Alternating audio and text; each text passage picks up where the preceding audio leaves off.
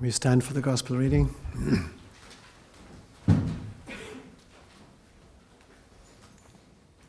The Lord be with you. A reading from the Holy Gospel according to John.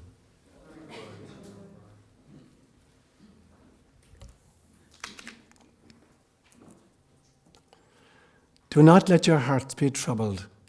Trust in God. Trust also in me. In my Father's house there are many mansions. If it were not so, I would have told you. I am going to prepare a place for you. And if I go and prepare a place for you, I will come back and take you to be with me, that you also may be where I am. The Gospel inspired by God.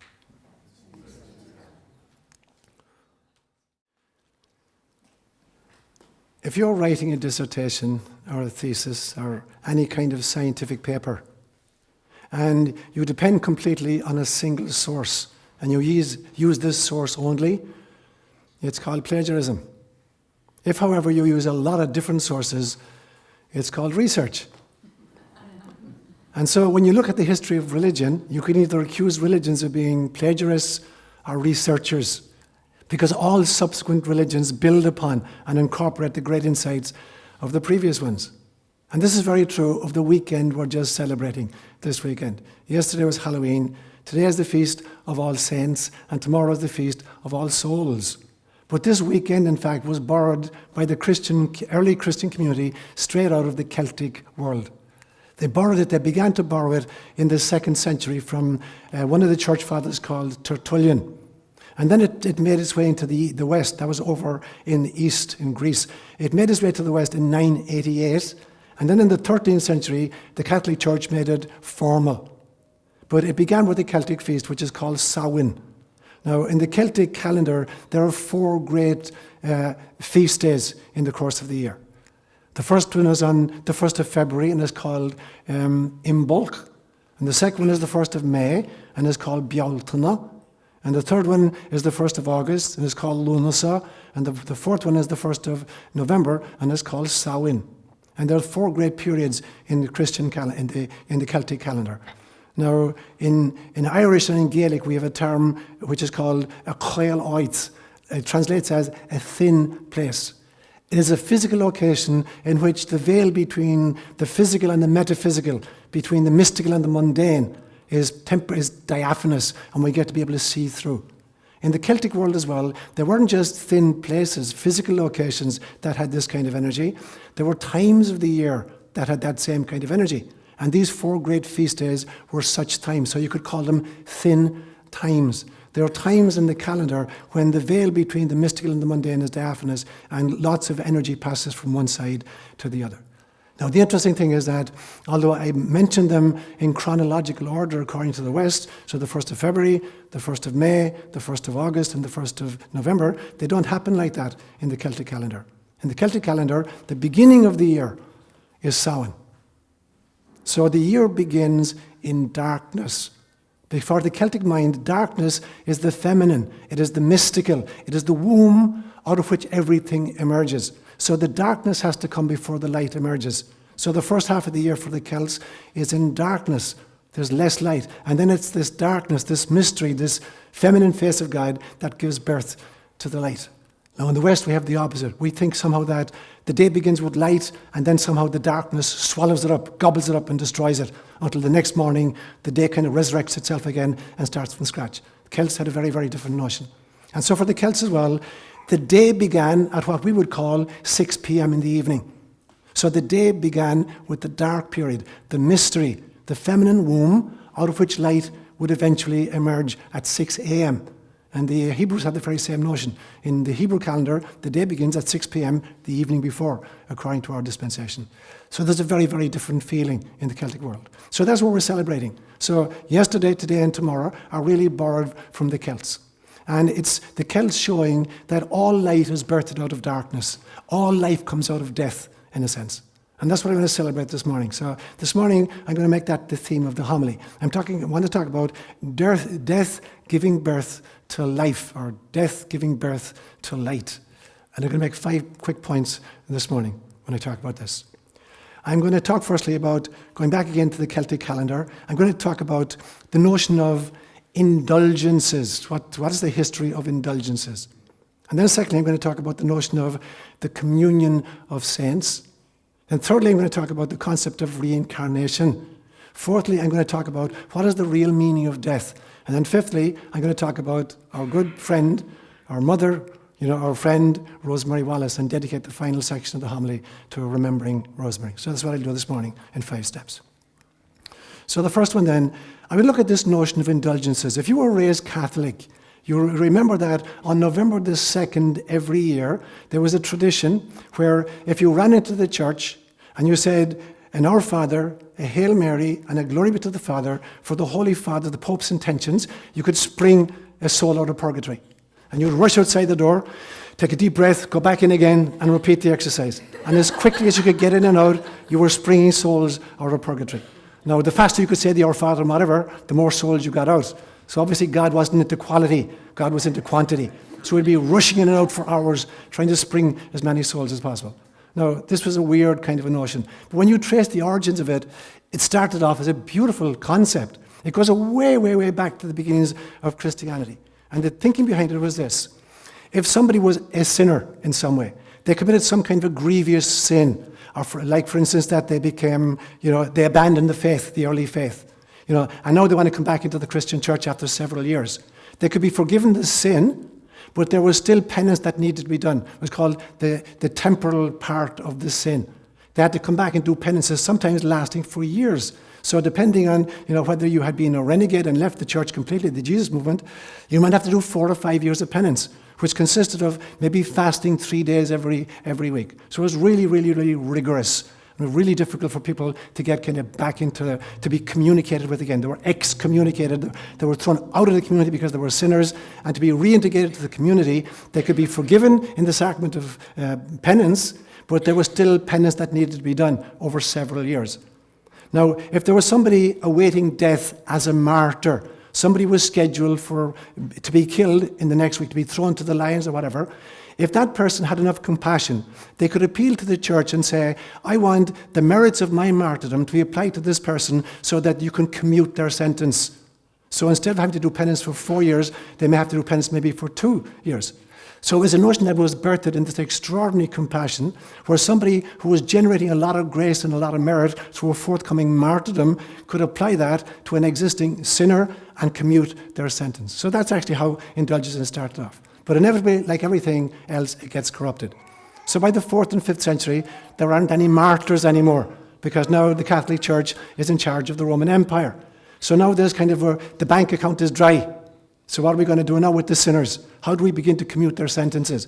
So we began to talk about particular kinds of works of mercy. If you do particular kinds of works of mercy, we can commute your sentence, and you don't have to do penance for 4 years. You can do it for 3.5 years. By the Middle Ages, it had got more and more corrupt, and now you could buy these indulgences. Depending on how much money you contributed to the renovation of St. Peter's Basilica in Rome, you could get more or less time taken off. And not only that, you could be sprung out of purgatory. So that was kind of the origin of it. So to be kind of facetious for a few moments, and I'm only being slightly facetious, by the Middle Ages, the Catholic Church in the Western Church had become God's banker. They were God's self-appointed bankers. And they would point to the statement in Matthew's Gospel that said, Tu es Petrus, et super hanc Petram, edificare ecclesiam mem. You are Peter, and upon this rock I will build my church, and I'll give you the keys of the kingdom. Whatever you decree in heaven, on earth, will be bound in heaven. Whatever you say no to on earth, I'll say no to in heaven. And so now the church is the self-appointed God's banker, and they're God's financial advisor. And the money in the bank is God's grace, but only the Catholic Church can dispense it. And in order to open a bank account, you need to get baptized into the Catholic Church. You can't have a bank account unless you're baptized into the Catholic Church. And so people like atheists of various kinds or pagans of various kinds, or people who never heard of Jesus, they don't have a bank account. So there's no money in their bank account. The money is God's grace, but there's no grace in their account. So when they die, they can't afford a mansion in heaven. And so they get sent into jail for all eternity because they can't make a down payment on a mansion in heaven. So they get turfed out. And then you have little babies who die, and even though their parents were Christians, the baby wasn't baptized. So this baby doesn't have a bank account. Now you can borrow a little bit from the parents' bank account, but the kid can't go to heaven. You send the kid to an orphanage that we called limbo. And there's somebody looking after them, they get their nappies changed and they get fed, but they never get to hang out with their parents. They can't even move in with their parents, like modern college kids. They can't even do that. They have to be in this other place called limbo. And then there's a third category. There are the baptized Catholics. Now, they have huge, big bank accounts. And part of the money in the bank account is their own works, and part of it is the merits of Jesus Christ. So we all start off with these bank accounts. But some of us, really badly mismanage our finances. And we find ourselves in tremendous debt. And that's called mortal sin. And so at the end of a lifetime, your credit is overdrawn, you can't afford a mansion in heaven. And so you wind up down below with the guys who didn't even have a bank account to begin with. And then there's the people who mismanaged their funds, not really badly, but they weren't really good with their money, and so they're kind of low on resources. So they have a bank account, there's a little bit in it, but there's not enough to put a down payment on a mansion in heaven. So we send them to a kind of a homeless shelter that's called purgatory. And they live in this homeless shelter until they've generated enough finances to make a down payment on a mansion in heaven. And then they get sprung out of that. And then there's us on planet Earth. And all of us are, right now, we're in business school. We're all doing an MBA. And we have school loans to make our way through this. Now, the thing is, the Catholic Church, as the banker, can make transfers. They can take money out of one account and put it into another account. So they could take money, for instance, out of the bank account of the people who are already in heaven and have got very nice mansions and beautiful gardens and all that kind of stuff, and there's a lot of excess money, and they take money from Jesus' account because Jesus is a multi-billionaire and he can't possibly use all his money, not even in eternity. He can't use up all his money. So we can take some of his money, and now we can give it to the people in purgatory. And a partial indulgence is where maybe you give them money so they can afford their mortgage payments, but they still don't have enough money to actually put a down payment. But they know, at least now they know they can pay their mortgage at this stage. If you can get them a plenary indulgence, it means that you pay off their principal completely, and now they can own their home and they have enough money to pay the mortgage as well. So that's the transfer system. Or even if you're still on planet Earth and you're in school, you're in business school, you can take some of your college loans and you could use it to help the people in purgatory to give them some money so they can pay a little bit of the mortgage. So you can use what's in your bank account in order to help those. Now this, in some sense, I'm being facetious obviously, but this in a sense was the kind of the model of indulgences with which most of us here were raised. So I remember when I was in the seminary, like George, my favourite mathematician of all time, my college major was math. And so I got to the seminary, and I'm really concerned about the souls in purgatory. And I figured out, statistically speaking, I do an analysis of Homo sapiens sapiens. He's been around for about 50,000 years. And I figured out that, cumulatively speaking, there have been about 111 billion human beings lived on planet Earth. And I began to think, I wonder how many of those were actually baptized Catholics. And I kind of tried to do the numbers a little bit, and I figured out that basically there may have been just 16 billion Catholics out of all that were baptized Catholics. Now, I can't do anything about the other guys. If they weren't Catholics, they didn't have bank accounts, I can't do anything about that. I can't apply indulgences to those people. So I have to focus on the ones who were baptized. I look at the baptized and I figure out, I wonder how many of those who were baptized Catholics are actually in heaven right now. And I figured out about 1 billion. So that left 15 billion. And I'm thinking now, so there's three possibilities. The 15 billion, they're either on Earth right now, there was 5 billion on planet Earth at that stage. There's maybe 5 billion who've gone to hell, and I can't do anything about those guys. Yeah? And there's 5 billion who are in purgatory. Now, I can't do anything about the guys in hell, and I'm not concerned about the guys on planet Earth because they can do their own kind of stuff. But there's 5 billion in purgatory. What the hell am I going to do about the 5 billion in purgatory? And I go through all the prayer books in the seminary, and I find out all the different ways that plenary indulgences can be applied to these. And I figured out if I'm really, really, really good and really, really holy, I could get them all out. But when I calculated the numbers, if I did everything possible according to all the prayer books, it would still take me 55,000 years. I figured we got problems here. I need to set up some kind of an organization. I need at least 1,000 helpers dedicating our lives to springing people out of purgatory. So I had 44 classmates, so I figured I'd start there. So I started canvassing guys, do you want to sign up, to spring people from purgatory by doing all these things every day I didn't get a single yes. So after 2 months I gave up. So I don't know how many people are still languishing in purgatory because I didn't my thing. So that was the notion of indulgences. I'm being facetious, obviously, but there's some truth in this. Now, it's built upon a very beautiful notion, which is my second point, and that's the notion of the communion of saints. But in the Catholic teaching, the communion of saints is a special club. In order to be part of the communion of saints, you have to have an existing bank account. If you don't have a bank account, you can't be part of the communion of saints. But if you are, if you do have a bank account, then you're in one of three categories. So there's the church triumphant that made it to heaven, and there's the church suffering that's in purgatory, and there's the church militant that's on planet Earth. And these three groups can help each other. So we can transfer funds among these three different kinds of people. My idea of the communion of saints is radically different. You don't have to have a bank account in order to be part of the communion of saints. All you need to do is be a bite-sized piece of God. And there is nothing in existence that is not a bite-sized piece of God. You don't need any bank accounts. The very fact that you're a spirit in a spacesuit, that you're a soul on safari on planet Earth, that you're a ray of sunlight from the source, that very fact already fills you with grace. So you don't need a bank account to be part of the communion of saints. All you need to do is be awake and aware and realize that in the same way that we can help each other when we're in physical spacesuits, we can help each other interdimensionally as well. So very, very quickly, I came to the conclusion that there is no such place as hell. You can't separate souls from source any more than you can separate a ray of the sun from the sun itself. There is no such thing as hell. If by hell we mean some kind of eternal damnation to which we're consigned by a punitive God.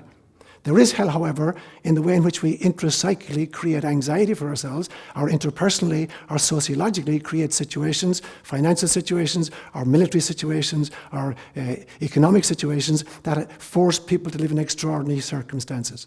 So, as Christ said last Sunday's Gospel, the kingdom of heaven is not up there or down there. The kingdom of heaven is, and he used the Greek phrase, en mesoi. And en mesoi in Greek means within you and among you. So just like the kingdom of heaven is not something that happens to you in the afterlife, it is here and now. It's only dependent upon your state of awakeness or your state of awareness. The kingdom is now. If you're living in love, the kingdom is now. And the same thing is true of hell. The kingdom of hell is en mesoi. It is within and it is among. To the extent that I'm living in fear and anxiety and greed and violence as an individual or as a community, I'm experiencing hell. But there is no place to which we're consigned by God. So hell is off the charts completely, as far as I'm concerned. Purgatory is gone because purgatory is a very thinly disguised form of reincarnation. And that'll be the third point I'll make this morning. I just mentioned it right now. So purgatory is gone in that sense, as a holding place, a homeless shelter for people who are trying to build up funds to put a deposit on a heavenly mansion. And limbo was very, very quietly closed down several years ago. I don't know when it happened. There was no kind of announcement blaring from the Vatican saying, we're closing down purgatory, we're closing down limbo, and we're sending down school buses, and we're taking all the kids to heaven. There was no announcement. It just kind of very gradually faded off the radar. So it's no longer there. And so in that sense, the communion of saints is this beautiful realization that all manifestations of the divine are just choreographically dancing together in a beautiful orchestrated kind of love. There is only love. The love of God streaming from source is what creates all kinds of manifestation, all kinds of phenomena. That is the basic energy of the universe, is the energy of love. And so the communion of saints is the realization that any one of the dancers, by becoming awake and aware, can help any other one of the dancers. It doesn't matter whether they're even in physical form or not. As long as they're present interdimensionally, they don't have spacesuits anymore, wherever they are or whatever they are. They can be flowers, they can be puppy dogs, they can be human beings, they can be banana slugs. It doesn't matter.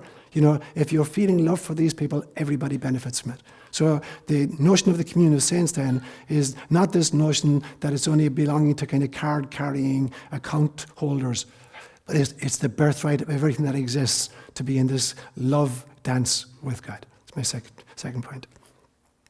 The third point then, I'd mentioned purgatory being a thinly disguised form of reincarnation.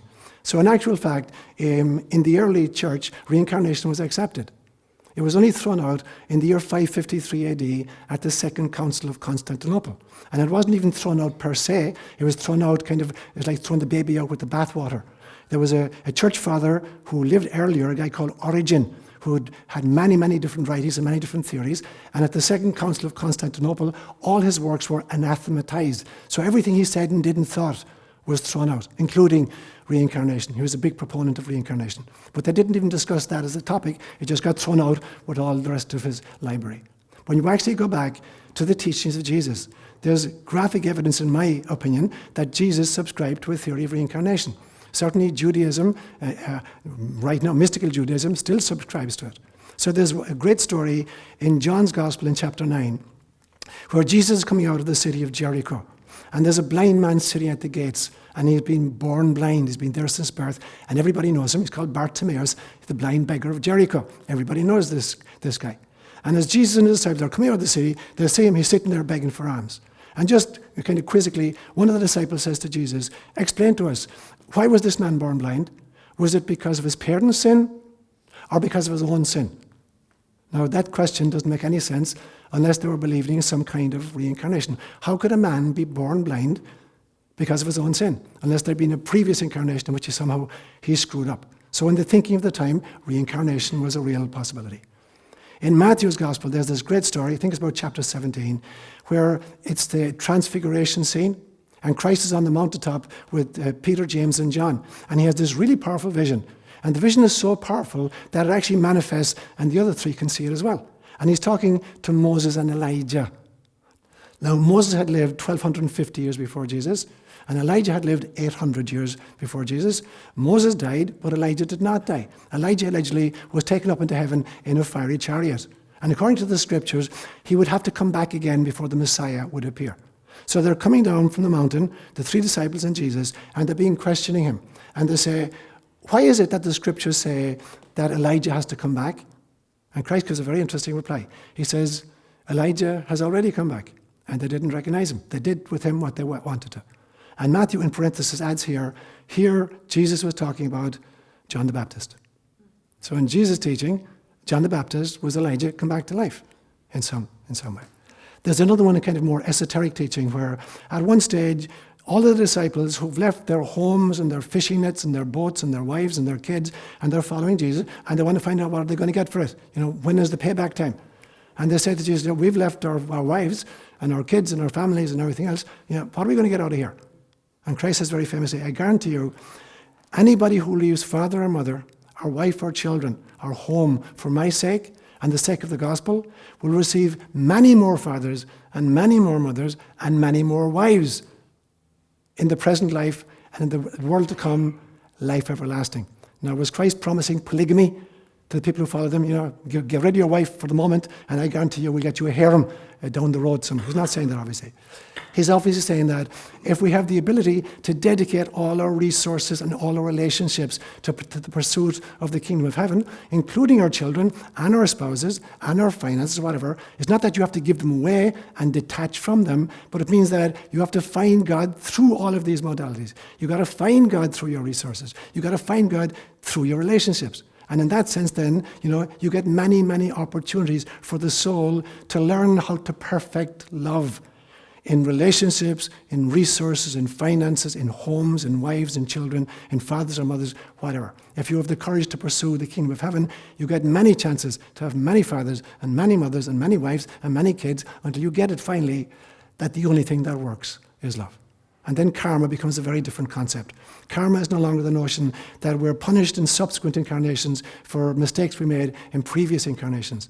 Karma for the enlightened avatar is the realization, as soon as they become self-aware at age 3 or 4 or 5, the realization, oh my God, I got exactly the hand I planned. So whatever circumstances you find yourself in, you got exactly the hand you planned for this incarnation, because this is the body you needed, these were the relationships you needed, this was the intellect you needed, this was the culture you needed, this was the era you needed in order to develop what you've come to develop this time. And it's always about some form of love. So then, my fourth point, what then is death? Death is as much an illusion. The illusion that life ends with death is as big an illusion as life begins with birth. And I love that reading that Eddie did for us from Thich Nhat, and it's exactly what I was thinking myself this morning. Death is a total illusion. It's no more the end of life than birth or even conception is the beginning of life. Life is eternal. Life is flowing through everything that is manifest, and there's only one life. So we tend to think that I have a life, and my life began when I got conceived or I got born, and it ends when I die. That is only an aspect of the life form that's flowing through me. But the same life form is flowing through you and everybody else, and the banana slugs and the pineapple trees. It's the same life force flowing through all of it. There is only the one life force, and it's the life force of love. It is the grace of God flowing through all of these systems. So there is no such thing as death. There's only a shifting of the manifestation of the life form. That's all that happens. So for a few minutes, I want to play around with a few metaphors or allegories or analogies that can illustrate what is death really about, or how do we experience death. And first, I'm going to apologize to all the geeks here. I know I'm in Silicon Valley. I'm going to try and use a computer image, and I may get it wrong because I don't know enough about computers, and if I do, help me out. But it seems to me that, to use a computer analogy, that the soul is like an operating system. And incarnations are like applications. So you open an application, you do TurboTax because you're preparing your taxes, or FileMaker Pro because you're organizing your records, or Microsoft Word because you want to write a document, or the internet because you want to watch the World Cup rugby final between Australia and New Zealand or whatever. And so the applications are like the individual incarnations. And when the screen goes to sleep, you have your screen savers up, it's like the bardo state, the place between incarnations. But even when you're working on a particular application on your screen, the screen has to refresh itself constantly. If you let the screen just be as it is, it'll burn itself into the apparatus, and it won't work as well. So our physical bodies are constantly changing. Every single time we take a breath, we're exchanging literally millions of molecules of matter with the environment, with each other. And there's actually a limited number of molecules on planet. There's a huge number, but it's actually limited. And so we're exchanging it with each other. So we need to constantly refresh this screen we call our spacesuits. Our intellect, our imagination, our willpower, our emotions, our physicality, our personality. They're all changing all the time, even in the course of an incarnation. But then at death, there's a big shift that we get rid of a whole bunch of molecular stuff all in one go. But the operating system is in there.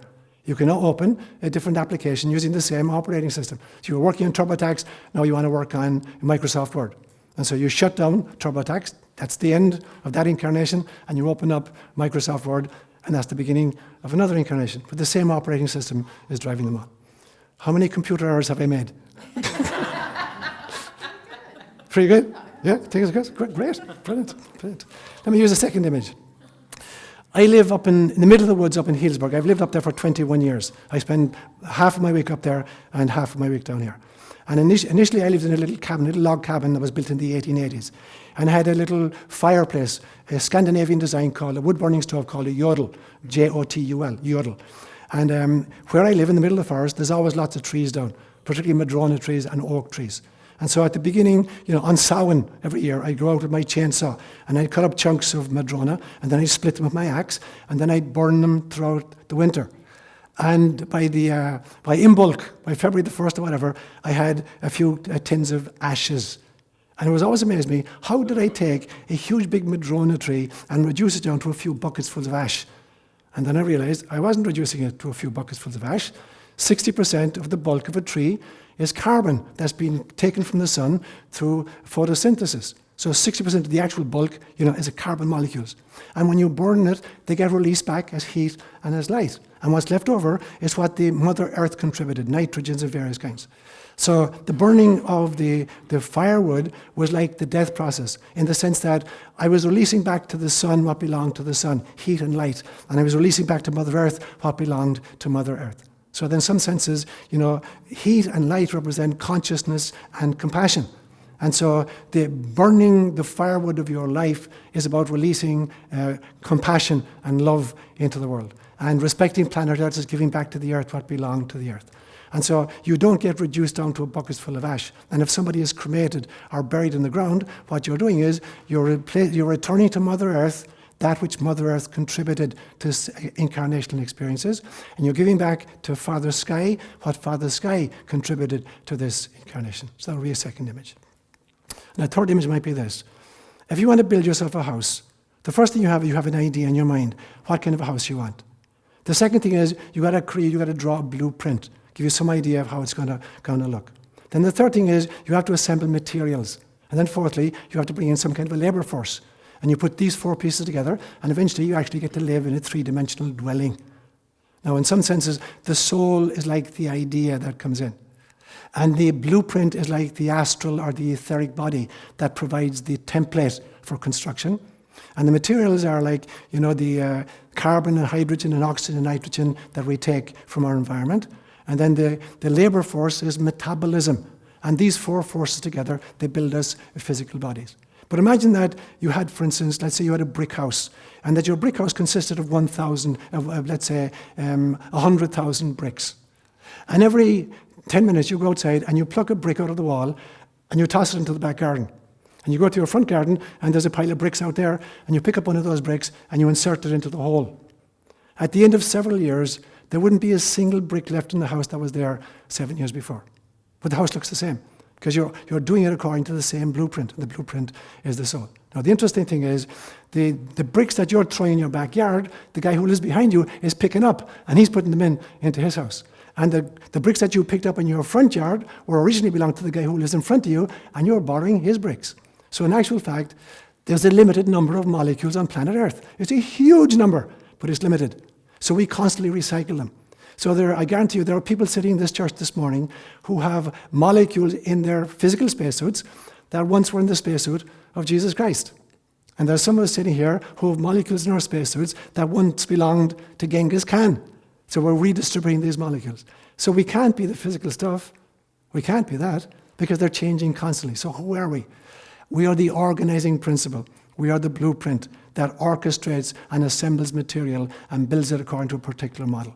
So the very same carbon and hydrogen and oxygen and nitrogen that I'm taking in, I'm making Seán out of it.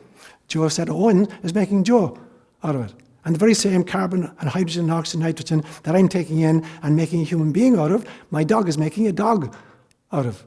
And so there's some kind of an organizing principle that's taking this stuff and organizing it according to a blueprint.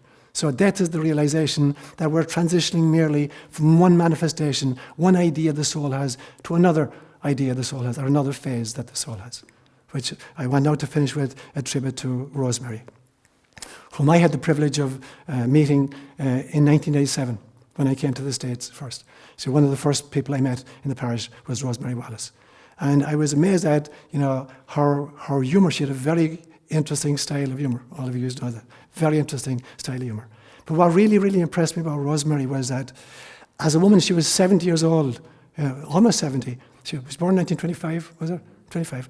Yeah, so 1987, she was 62 years of age at that stage. So she spent all of her time growing up in a very kind of a strict Catholic environment. Rosemary, in her 60s and 70s and 80s, had the extraordinary courage, fortitude, and openness and independence of spirit to start pursuing her own spiritual journey. Very few people in their 60s and 70s and 80s are going to take that kind of risk.